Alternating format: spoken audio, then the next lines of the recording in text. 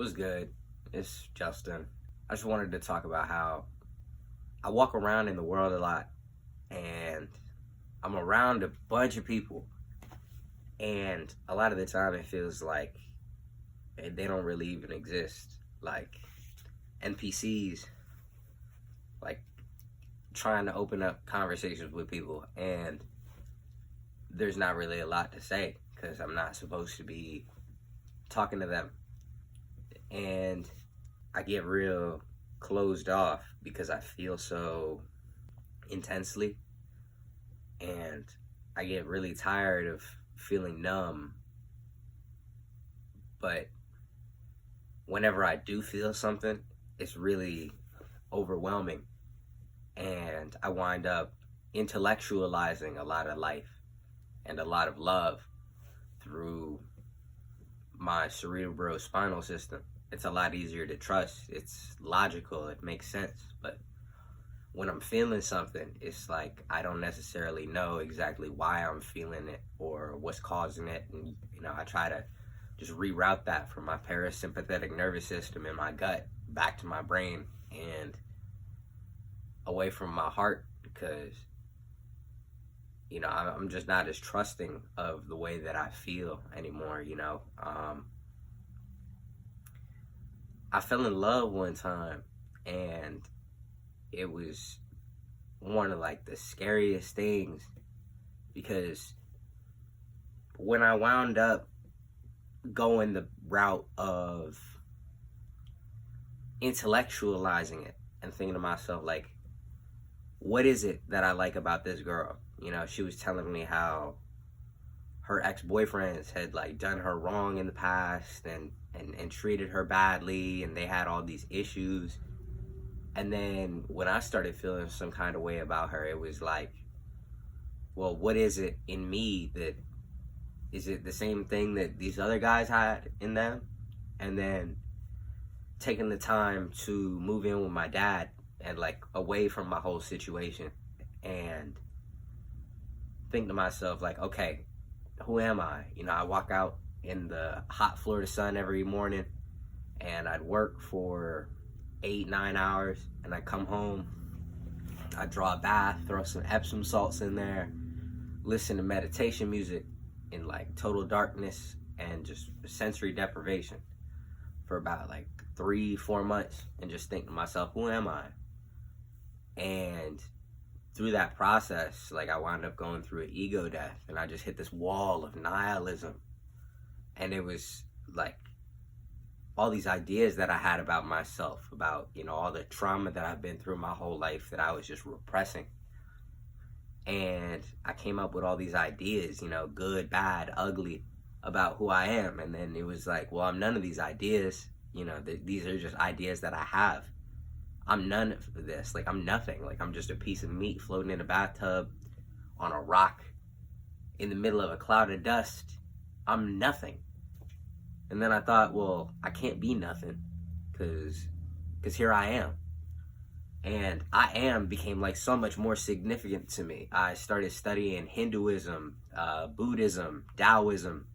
That all made Christianity make a lot more sense. I started going to church regularly and learning these lessons, but even then that wasn't deep enough for me. And the deeper that I get into this, and the intersectionality of cosmology and other sciences, philosophy, natural science, in Hinduism, Vedanta, the forefront of consciousness, the fact that consciousness makes up the universe, right? That the mind is everything.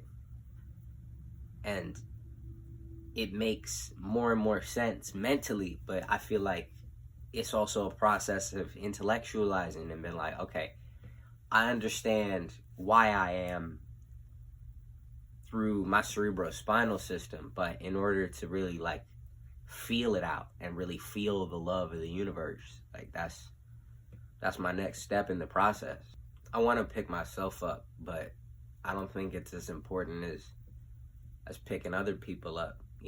This life is so simple, and yet it's so confusing because people want to make it about everything else other than what it is. People the it's not money that's the root of all evil. It's the love of money that's the root of all evil.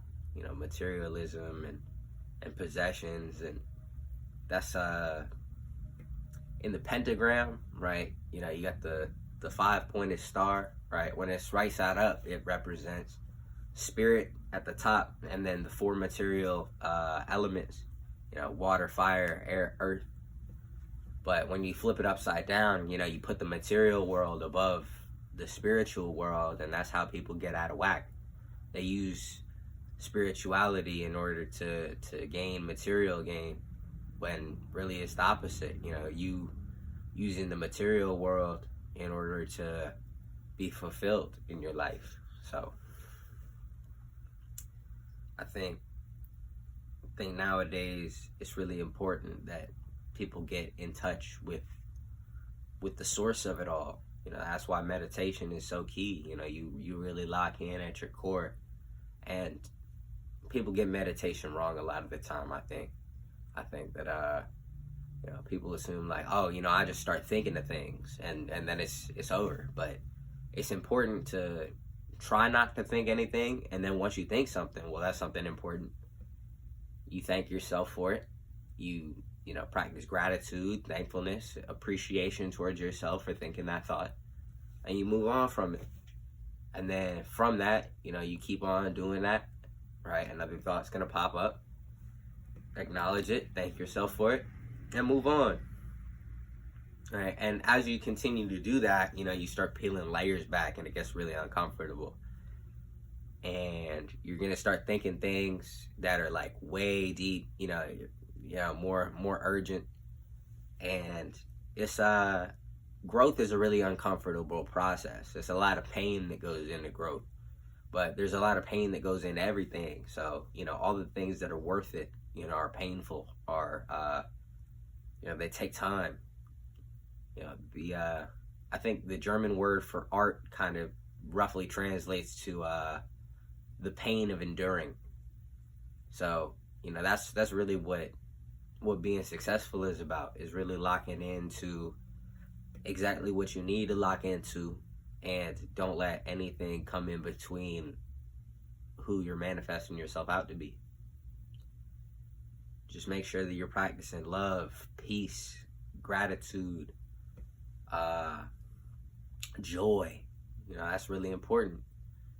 And really lock into what's going to make you the best version of you. And there's nobody else in the whole world who could tell you what the best version of you is. But you got to make sure that it's you telling yourself who the best version of you is, and not your ego telling you who the best version of yourself is. And in order to do that, you really got to lock in on who you truly are at your core. So I think I'm gonna wrap it there today. I appreciate everybody who took the time to listen in to what I had to say. And nothing but peace, love, joy, prosperity, and blessings to everybody who's checking in.